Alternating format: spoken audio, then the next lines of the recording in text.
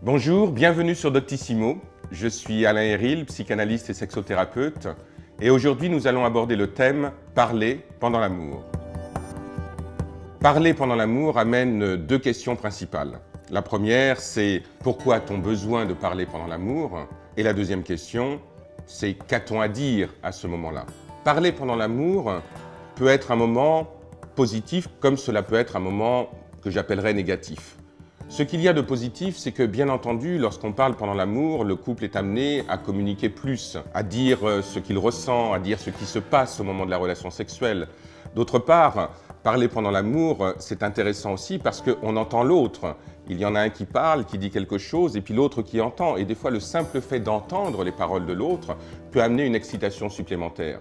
Donc il y a de la communication qui permet de savoir où on en est durant ce moment de la relation sexuelle. Et bien souvent, les couples vont indiquer l'un à l'autre le moment où ils rentrent dans une phase qui est une phase pré-orgasmique. L'aspect que j'appellerais négatif, ce versant-là de parler pendant l'amour, ce sont tous ces moments où il y en a un qui a besoin de parler et puis l'autre qui n'aime pas trop cela parce que les mots qui sont utilisés sont des mots trop crus, trop directs et qui vont ramener la sexualité sur un terrain que l'on considère comme étant trop animal et donc qui vont donner à la sexualité un côté beaucoup plus direct, voire même le fait de ressentir que les mots que l'autre prononce sont des mots qui sont blessants, sont des mots qu'on n'a pas envie d'entendre à ce moment-là.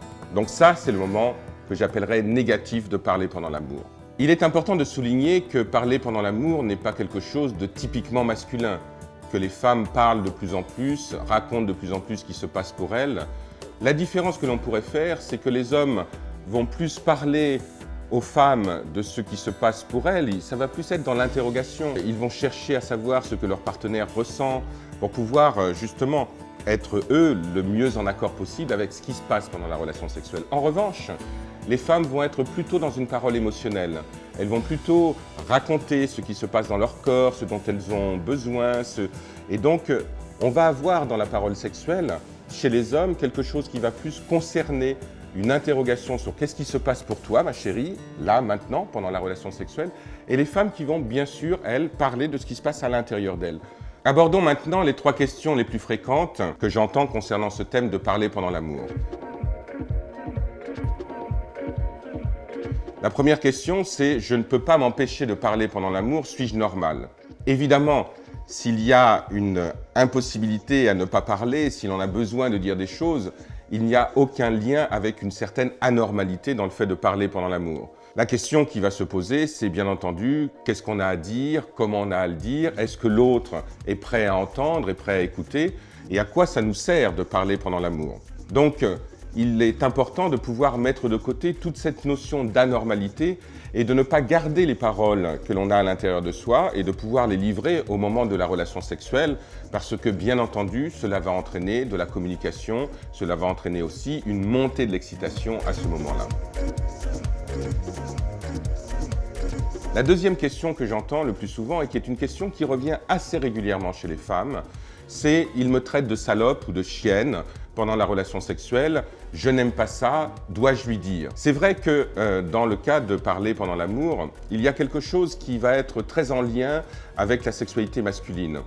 Beaucoup d'hommes ressentent le besoin de traiter leur partenaire de certains petits noms qui ne sont pas forcément très agréables pour elles au moment de la relation sexuelle. Donc il y a quelque chose qui est assez masculin, mais en même temps, j'aurais tendance à dire aux femmes, si votre partenaire vous traite avec des mots qui ne sont pas bons pour vous à ce moment-là, c'est important de lui dire pourquoi accepter cela, pourquoi accepter que son partenaire dise salope, dise chienne pendant la relation sexuelle. Et si on n'aime pas ça, si on n'est pas en accord avec ces paroles-là, il est important de pouvoir lui dire, parce que si on ne lui dit pas, comment voulez-vous qu'il le sache et comment voulez-vous qu'il change de comportement et qu'il trouve d'autres mots peut-être plus romantiques, plus agréables à entendre au moment de la relation sexuelle. Enfin, la troisième question que j'entends assez régulièrement tourne autour de ce thème-là.